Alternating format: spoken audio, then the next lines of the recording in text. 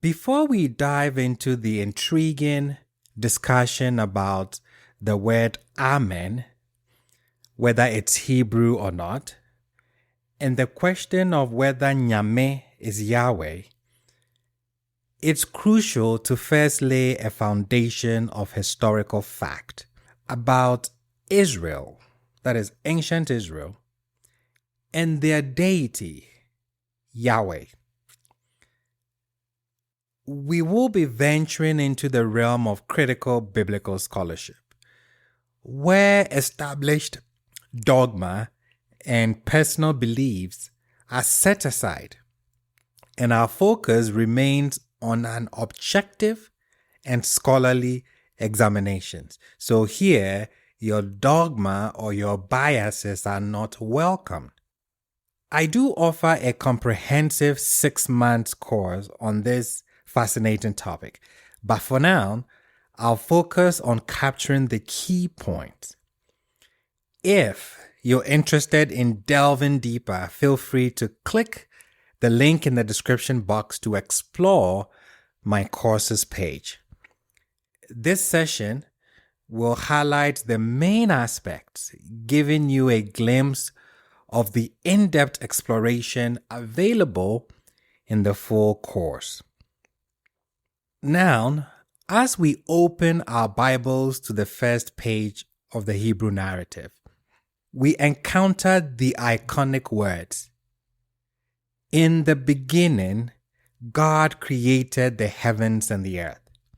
Or, if you're reading it from the Masoretic text, it would read, "In the beginning of God creating the heavens and the earth." In Hebrew, Bereshit bara Elohim et hashamayim ve'et haaretz. This profound statement can be translated in various ways, influenced by who is interpreting and their perspective. However, my focus here is that before these words were penned, before these words were conceptualized, before these words were recorded, there existed two distinct Hebrew kingdoms. That is, the northern kingdom of Israel and the southern kingdom of Judah. Let me repeat this because it's important. Before Bereshit bara Elohim et hashamayim ve'et haaretz was penned, was conceptualized, was recorded, there existed two distinct Hebrew kingdoms. Two distinct. They were not the same. They were neighbors, like you have Nigeria and Ghana. So before anything was penned, written down, there existed two distinct Hebrew kingdoms, which is the northern kingdom of Israel and the southern kingdom of Judah. It's crucial to understand that Judah was not part of Israel. I repeat it again. Judah was not part of Israel. I repeat it again because you did not hear me. It is crucial to understand that the southern kingdom of Judah was not part of the northern kingdom of Israel. On the map displayed on the screen, you will see Judah in the south and Israel in the north. Contrary to biblical depiction of a singular monarchy, what the Bible will call a united monarchy, these territories were never united as one kingdom. They were not. Soon I'll delve into how this occurred. But many are unaware of this distinction because the history of ancient Israel, as told in the Hebrew Bible, was crafted by Judahite authors in Jerusalem. Jerusalem, the capital of Judah, was also the heart of the Davidic dynasty, which influenced the narrative to reflect Judahite views on territory, kingship, temple, and worship. So when you open your Bibles, what you read there is coming from Judahite authors. It's like you have Ghana and Nigeria has decided to write history about Ghana, and you are reading it. It's not the Ghanaians that have written their own history. It is the Nigerians who have written the history of Ghana, which you are reading. The same concept here. A concept that many are unaware of. The history of ancient Israel, the northern kingdom of Israel, as told in the Hebrew Bible, as you read it today, was not crafted by northern kingdom authors or Israelite authors. No, they were crafted by Judahite authors in Jerusalem. And the narrative are influenced to reflect Judahite views on territory, kingship, temple, and worship.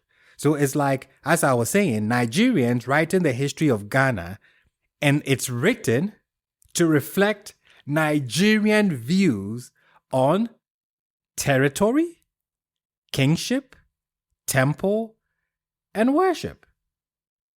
Yet, in the first half of the 8th century BCE, Israel, which is the northern kingdom, controlled most of the land shared by the two kingdoms and accounted for 3/4 of their combined population. Okay, let's step back and let me clarify my terms here because it could confuse some people. When I refer to ancient Israel, I mean the northern kingdom of Israel. So, ancient Israel, when I refer to ancient Israel, I'm referring to the northern kingdom of Israel. When I say biblical Israel, it denotes the entity that emerged after the northern kingdom of Israel fell to the Assyrians, which incorporates Judah. So let me explain. Ancient Israel is the northern kingdom of Israel, which does not include Judah. Biblical Israel is what came about when the northern kingdom of Israel, when Israel proper, when ancient Israel was conquered by the Assyrians. Another Israel rose up, which included Judah. That is what I am referring to as biblical Israel. So ancient Israel is different from biblical Israel. So it's essential to differentiate between the two. Again, the history of ancient Israel was written by Judahite authors in Jerusalem, promoting Judah's perspectives. Nonetheless, in the first half of the 8th century BCE, Israel was the dominant force, both in territory and population, over Judah. Militarily, and economically, ancient Israel was stronger than Judah, especially during the 9th and early 8th centuries, dominating the southern kingdom for nearly half the time they coexisted. I'm telling you all this because this historical context is vital for a deeper understanding of the ancient Hebrew narrative and their deity Yahweh. Let's focus on the northern kingdom of Israel, ancient Israel. Let's focus on them for a bit and see their achievements compared to the southern kingdom of Judah, which was not part of Israel. During the reign of Jeroboam II, the northern kingdom of Israel, that is ancient Israel, reached the height of its power, establishing a formidable mini empire. At this time, the southern kingdom of Judah became a vassal to the northern kingdom of Israel, ancient Israel, paying tribute and acknowledging its dominance. Now, Jeroboam II's era marked a period of significant strength for the northern kingdom of Israel, that is ancient Israel, allowing it to extend its influence along the desert trade routes and reap the benefits of the prosperous Arabian trade. One of the most striking accomplishments of the northern kingdom of Israel, ancient Israel, during this period was the construction of the Grand Temple at Kiryat Jearim in the first half of the 8th century BCE. This impressive edifice, with its distinctive architectural style, symbolized the advanced civilization of Israel, the northern kingdom, ancient Israel, under Jeroboam II. Now, it's unlikely that Judah, being a vassal state and lacking the necessary resources, could have undertaken such a monumental project. Judah was a village somewhere with no resources. Now you come to the Omride dynasty of the northern kingdom, because the northern kingdom of Israel was at a point referred to as the Omride dynasty.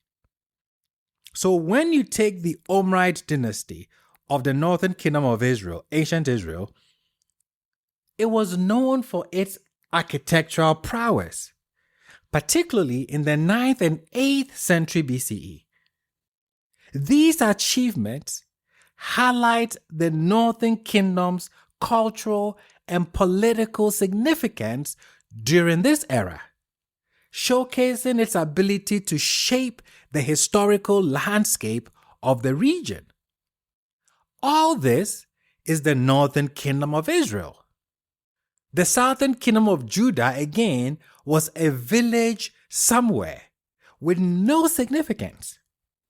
Despite Judah's prominence in biblical narratives, archaeological evidence suggests that until the 8th century BCE, this small, secluded highland region, which is bordered by barren, steep land to the east and south, held little significance. It was ancient Israel, the northern kingdom of Israel, not Judah, the southern kingdom of Judah, that was at the forefront of regional conflicts, actively engaging in wars, diplomacy, and trade. This was the northern kingdom of Israel, not the southern kingdom of Judah. When conflicts arose between the two kingdoms, Judah often found itself on the defensive, relying on neighboring powers for support. Before the late 8th century, Judah played a relatively minor role in regional politics. And this perspective that I'm sharing with you, that I am opening you up to, is vividly captured in a biblical fable quoted by the historian when Amaziah of Judah challenged Joash of Israel in 2 Kings. The response from Joash was quite telling. What did he say? He said, "The thistle that was in Lebanon sent to the cedar that was in Lebanon, saying," here, Judah is likened to the thistle of Lebanon. You know what a thistle is? While the northern kingdom of Israel, ancient Israel, is compared to the cedar of Lebanon, highlighting their disparate statuses. You cannot compare a thistle to a cedar. And the northern kingdom is the one that is identified here as the cedar of Lebanon, which is absolutely the historical fact.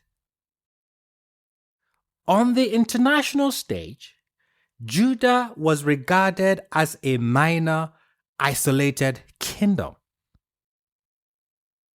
I did not say it. The evidence says it. And we do have a primary source that confirms this. This perception of Judah being regarded as a minor, isolated kingdom is underscored by the words of the Assyrian king Sargon II, who in Sanherib's letter to God on his campaign to Judah dismissively remarked that Judah lies far away. Judah lies far away. These references paint a picture of Judah as a marginal player in the grander scheme of ancient Near Eastern politics, overshadowed by the might and influence of the northern kingdom of Israel, ancient Israel. So this is the historical narrative that the biblical author have often understated. The powerful northern kingdom of Israel, the powerful ancient Israel, which did not include Judah, which did not have 12 tribes. So how did this mighty kingdom end up in the shadows? And Judah, a marginal player, takes center stage. How did this shift occur? Let me tell you. In the late 8th century BCE, a series of monumental changes began reshaping the political and religious landscape. The decline of Israel, the northern kingdom, ancient Israel, started post Jeroboam II, after Jeroboam II. It was driven by geopolitical shifts that saw the resurgence of Damascus and a dramatic shift in Assyrian policy. The Assyrian policy changed. It changed from distant influence to direct conquest and annexation. So they conquer you and then they deport your elite. And that is what happened. That is what changed the game. In 732 BCE, Tiglath-Pileser II of Assyria seized Galilee and the northern valleys, annexing them into the Assyrian Empire. This is what happened. By 722 to 720 BCE, Samaria, which was the capital of the northern kingdom, had fallen to Assyria, signaling the end of the northern kingdom of Israel, signaling the end of ancient Israel. Its elite, the upper class, were deported to Mesopotamia, and foreign groups were resettled by the Assyrians in the region. So this is how the northern kingdom fell. And this was the end of the northern kingdom of Israel, what I am calling ancient Israel. So this is how ancient Israel fell. This seemed to be the end of Israel. But was it? Something interesting happened. And I want you to listen to me carefully because this is important. Most of you listening to me are not aware of this. In an unexpected twist, the northern kingdom that was conquered, the northern kingdom of Israel that fell, did not come back. Something else came back that was called Israel. So, in an unexpected twist,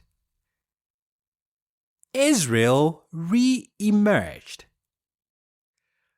not as a kingdom, but as a concept. I'll repeat this because it's important. The northern kingdom of Israel, that is ancient Israel, fell, conquered by the Assyrians, the elite deported. The kingdom is gone, no more. But something happened, an unexpected twist. Israel, the name Israel, re-emerged. But this time, it did not re-emerge as a kingdom. This is not Israel proper, no. Israel re-emerged not as a kingdom, but as a concept. What I'm calling biblical Israel, because biblical Israel is not the same as ancient Israel.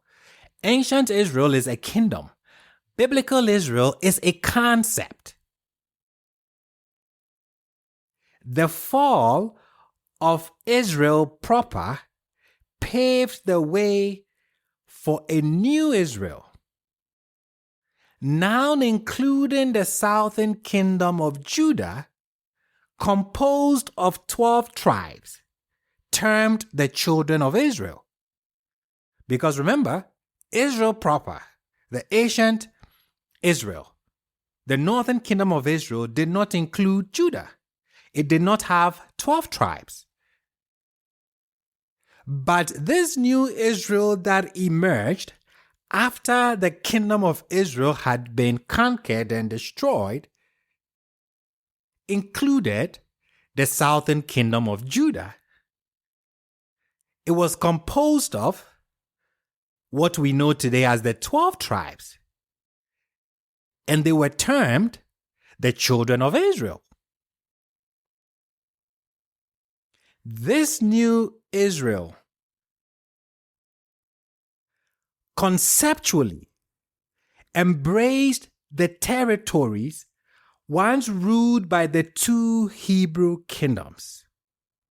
And again, while ancient Israel, the northern kingdom, was not originally composed of 12 tribes, this transformed biblical Israel was.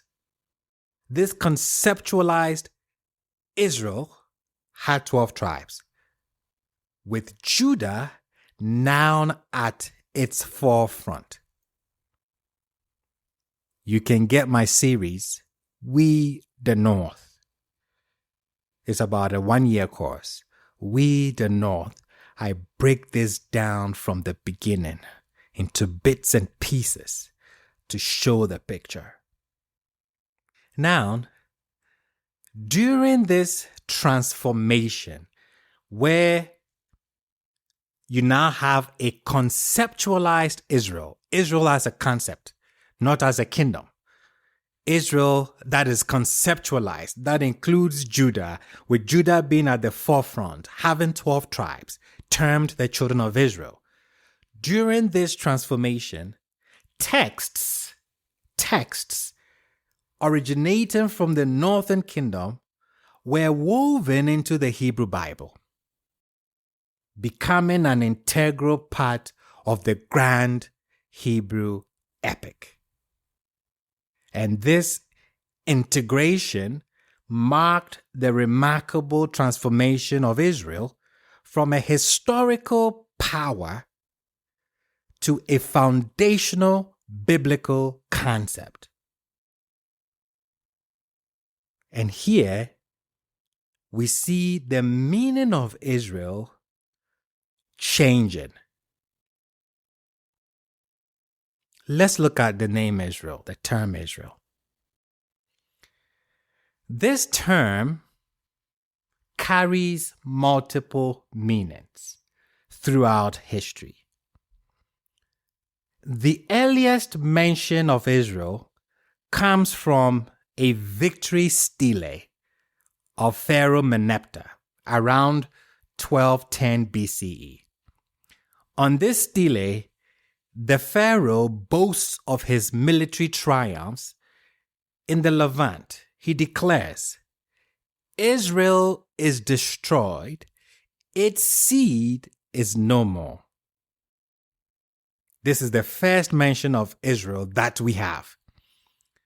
Now, what does Israel mean on this stele?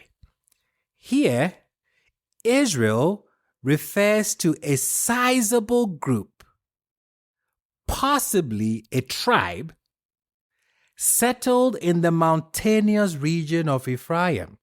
So we're still in the northern kingdom. It does not include Judah. So when you read Israel or Meneptah's stele, Judah is not included. Okay.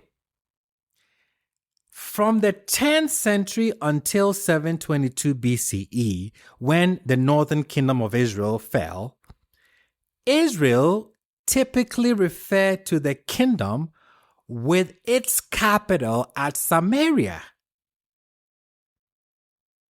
This kingdom did not encompass Jerusalem or the southern territories of Palestine, and it is frequently mentioned in Assyrian and other ancient texts. Sometimes, as I mentioned earlier, it is also known as the House of Omri, which is named after the king who established Samaria as its capital. And this entity, Israel, from the 10th century until 722 BCE, when it fell, this entity is also widely referred to as the Northern Kingdom. So this is what Israel meant from Meneptah's stele till Israel fell to the Assyrians. A tribe, a territory, a kingdom, which did not include Judah. Now, following the Assyrian conquest and the end of the northern kingdom, the name Israel was adopted by the kingdom of Judah, which now considered itself the true Israel. By the Persian era, Israel had transformed into a theological concept, encompassing all who worshipped Yahweh. So at the time of the Persian era, you were Israelites if the deity Yahweh was your deity. But when you look at the name Israel, we know it's a theophoric name. It has the name of a deity attached to it. it is venerating a deity. So it's theophoric. Israel, which means let El reign. That is what Israel means. Let El reign. Which indicates that this group originally venerated the deity El, not Yahweh, predating their later worship of Yahweh. So how did this deity Yahweh get introduced to these two Hebrew kingdoms? So I've given you the foundation. We have to answer that question. They venerated El. But we are discussing Yahweh, asking whether Yahweh is the same as NYAME. Before we get there, we have to answer this question. The name Israel is theophoric. It means let El reign, not let Yahweh. The name is not Israyahu. It's Israel. Let El reign, indicating that this group originally venerated the deity El, predating their later worship of Yahweh. So how did they get introduced to Yahweh? We need to answer that question before we can ask, is NYAME Yahweh? Where is this Yahweh coming from? Now, in closing, I'm going to share a short video that beautifully encapsulates what we've discussed about the two distinct Hebrew kingdoms. This video vividly illustrates the historical events and nuances between the northern kingdom of Israel and the southern kingdom of Judah. It offers a clear and educational perspective, making the complexities of these ancient narratives easier to grasp. So I'm going to play the video. Let's watch this insightful presentation to further deepen our understanding. Again, I have a 6-month course and a 1-year course about Yahweh, and one titled We the North, that actually takes you on a step-by-step examination on this topic, which you can find in the description box below. Let's now watch this short video that beautifully encapsulates what we've discussed so far. So here's the idea. Judah was most likely not a part of the original Israelite confederacy. In fact, it likely had no association with Israel at all until after the fall of the northern kingdom. To help you understand what this means, let me give you an analogy. I happen to live in Canada, which is right next door to the United States. Of these two countries, the US is by far the more dominant one, with a much larger population and a much larger impact on global culture. Both countries are a part of North America, but only people in the US call themselves Americans. In Canada, we would never call ourselves American. We are Canadians. Okay, but let's now imagine the following scenario. There is some sort of global catastrophe or war that leaves America in ruins, but Canada intact. At this point, Canada is flooded with American refugees, and after about 100 years, the words Canadian and American become synonymous. In fact, after another 100 years or so, Canadian history books start saying that Canada had actually started out as one of the 51 states of America. Now, of course, the truth of the matter is that America has never had 51 states. We all know that it currently has only 50. Well, what if there never actually were 12 tribes of Israel? What if the whole thing was made up later in order to insert Judah into Israel's history?